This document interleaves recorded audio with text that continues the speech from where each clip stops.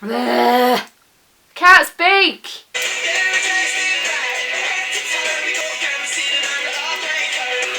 I'm gonna film now. Hi everyone! So today I am filming my very first unboxing, which is very, very exciting. I got an email a few weeks ago from the book people and they said your channel is awesome and your book reviews are really cool and we really love the stuff that you do with your books and the whole bookish thing. And this was exciting for me, not only because I haven't done an unboxing before and stuff, and I was, you know, it's books, I was being sent books, I'm not gonna not be excited about that, but when I was a kid I used to get so excited, like flashback to 14 years ago, 6-year-old me at school, the Book People magazine would come around and I'd love looking through it and I'd love seeing the books that were in it, and they were always such good offers and such good like books, like so good books for such good prices, and I used to get so excited to get this magazine at school, and now 14 years later I'm working with them on an unboxing. This video wouldn't be existent if it wasn't for them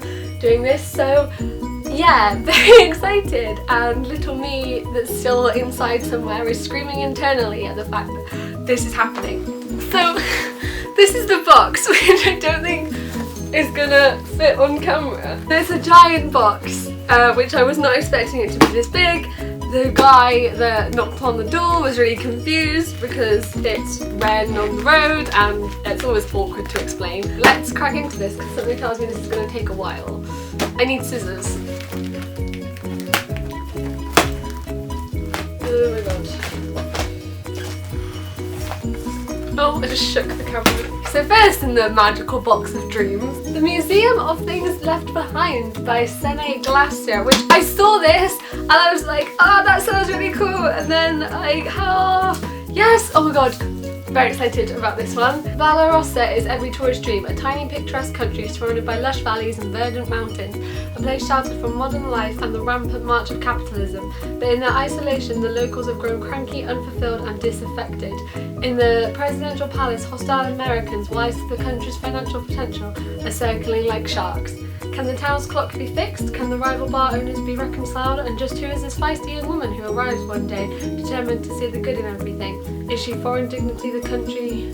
Is she the foreign dignitary the country has been expecting? Or just a well-meaning English girl on her gap year?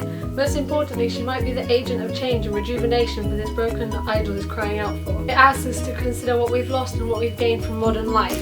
So it sounds really exciting and it sounded really good, and the idea and something that's going to make you think a lot, and it's really pretty and the cover's really nice. I'm very much looking forward to reading that one. It was $5.99 as well, which is very good because it's a hardback book, and if you got it from like another shop it probably would be a lot more money than that because it's the hardback and stuff, so it's a very good deal and very well priced I think for a hardback. Then, oh wow, cool! So I got 3 Gillian Flynn books, Gone Girl, Sharp Objects and Dark Places, which I haven't read yet. None of these, I haven't read any of these yet, which is exciting because I've heard so many good things about all of them, especially Gone Girl. I haven't even seen the film, so I'm a bit behind on those, but I'm very much looking forward to these. Gone Girl, I'm sure everyone knows what that's about now, which is about a guy called Nick Dunn who finds out that his wife has gone missing and he wants to find out why and what's happened and stuff. Sharp Objects is about a girl called Camille who was sent to look into the disappearance of 2 little girls that has happened and try and figure out why they've gone missing. And then Dark Places, it says Libby Day was just 7 years old when her evidence put her 15-year-old brother behind bars. But then since then she has been drifting, but when she's contacted by a group that are convinced of Ben's innocence, she starts to ask questions that she never dared to before. Was the voice she heard her brother's? Ben was a misfit in their small town, but was he capable of murder? Are there secrets to uncover at the family's farm, or is Libby deluding herself because she wants her brother back? I'm so excited to read this one. I think this is going to be so good. They're all going to be good, but I'm really looking forward to reading this one. All of those, $4.99, so amazing, amazing deals. And then I got George R.R. Martin! This is the guy that wrote Game of Thrones, as I'm sure you're all very aware of. Because he's awesome and Game of Thrones is everywhere and Game of Thrones is so awesome. I haven't finished the whole series yet, but I really really enjoy them. To have a look at the books that they had and what kind of things I'd be interested in, I saw these, and which was very, very exciting. I'm so looking forward to reading more of George R.R. Martin's books because they're so amazing. I am slightly concerned though that there might be more people that he ends up killing. You know, I don't think he can write a book without murdering half of the characters. But we'll see. This is a mystery fantasy novel, and it's sort of in the form of a murder mystery. One-time underground journalist Sandy Blair's travelled far from his radical roots in the 60s until the bizarre and brutal murder of a millionaire rock promoter draws him back. As Sandy sets out to investigate the crime, he finds himself on a magical mystery tour of the pent-up passions of his generation. For a new messiah has resurrected, the once legendary rock band Nazgul, but with an apocalyptic new beat that is requiem of demonism, mind control and death only Sandy may be able to change in time. And then this one is, it says, Hevlin Tuff is an honest space trader, one of the few, and he likes cats. So how is it that despite being up against the worst villains of the universe, he has become the proud owner of the last working seed ship, Pride of Earth's ecological engineering corps? We'll leave that aside for now, just be thankful that the most powerful weapon in space is in good hands, hands which now control cellular material for thousands of outlandish creatures. With unique equipment and powerful spacecraft, Tuff is set to tackle the myriad problems that human settlers have created during colonization of far-flung worlds, hosts of hostile monsters, a population addicted to procreation, a dictator who is willing to unleash plagues to get his own way, and all of that stands between the colonists and disaster of Tuff's ingenuity and his reputation as an honest dealer in a universe of rogues. And then this one, Favourite Dream, which is another George R. Martin, says Abner Marsh has his dearest wish come true. He has built the Favourite Dream, the finest steamship ever to sail the Mississippi. I can't speak. Abner hopes to raise the boat someday, but his partner is making it hard for him to realise his ambition. Joshua York put up the money for a dream, but now rumours have started about the company he keeps, his odd eating habits and strange hours.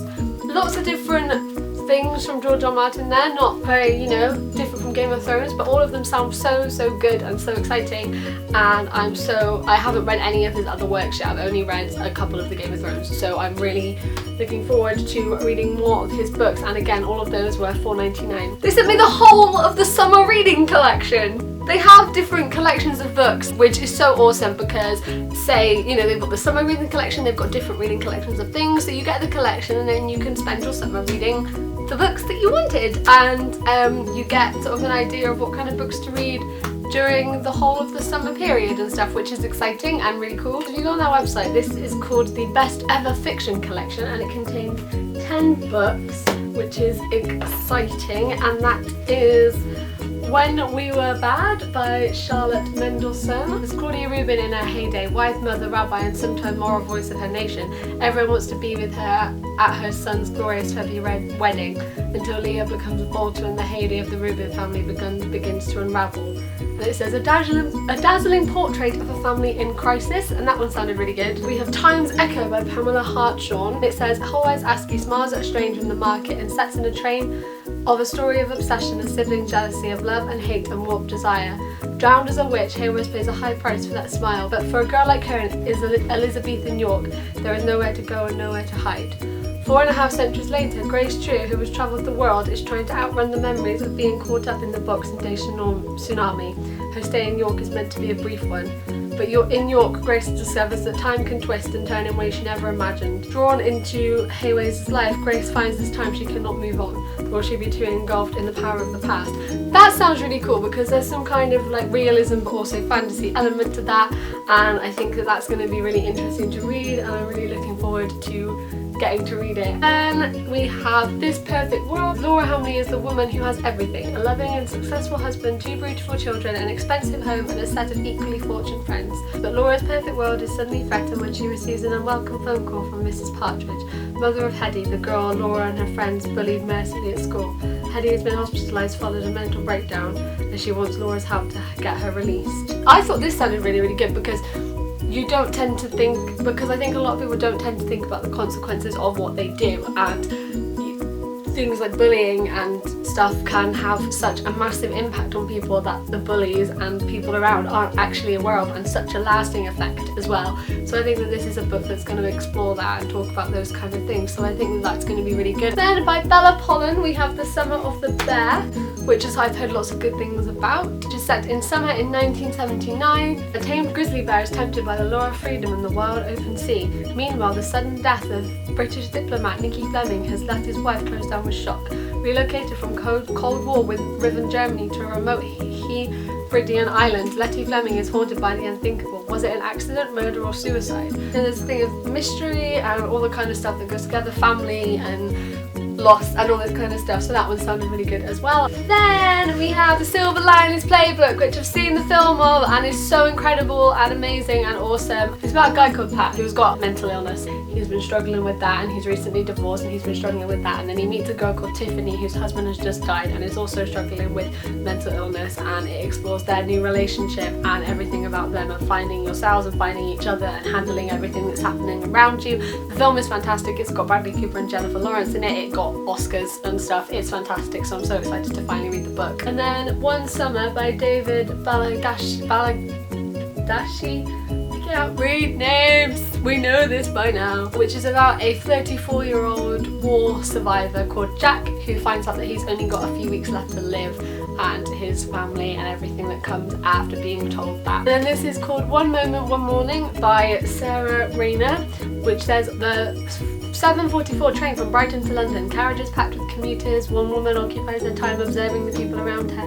Opposite, a girl applies her makeup. Across the aisle, a husband strokes his wife's hand. Further along, a woman flicks through a glossy magazine. Then abruptly, everything changes. A man collapses, the train is stopped, and an ambulance is called. And for 3 passengers, that particular morning will never be the same again. I really like the sound of this because I actually did a play in school once that was very, very similar to this.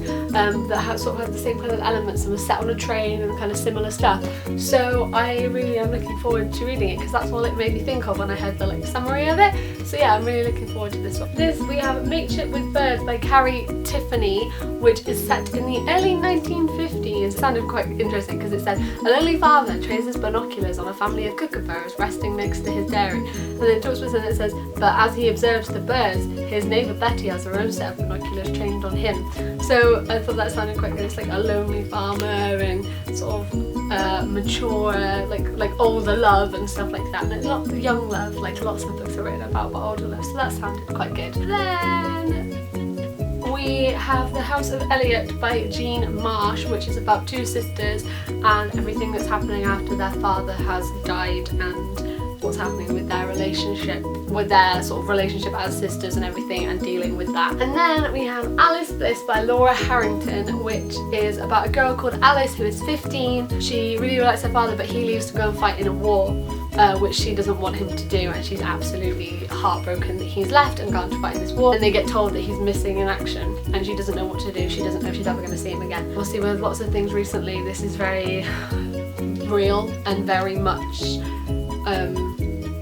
something that lots of people in the world deal with recently, so I think that this is going to be very sad, but also very realistic and very much of what's going on in the world right now, so I like it when books do that sometimes. That summer reading collection, $4.99, so if you like the sound of any of those, you get them for cheaper than what one book would be, so just go and check those out. I would like to say a massive thank you to the book people, because without you this video wouldn't be happening. I wouldn't have these books, and just thank you so much for sending me all of the wonderful books that I am so looking forward to reading and reviewing. Lots of reviews of quite a lot of those books coming up very soon on here, and then I'll also do reviews on my blog as well, which is runontheroad.co.uk, so you can go and check that out if you would like to. All of the stuff will be in the description, the link to the Book People's website, the link to all of those books and the prices. Definitely go and check out the Book People's website because they're so awesome, and the deals that they have on books are so amazing and so good, and they have some amazing books for such amazing prices that are so much cheaper than anywhere else that you could try and get them from. So I would definitely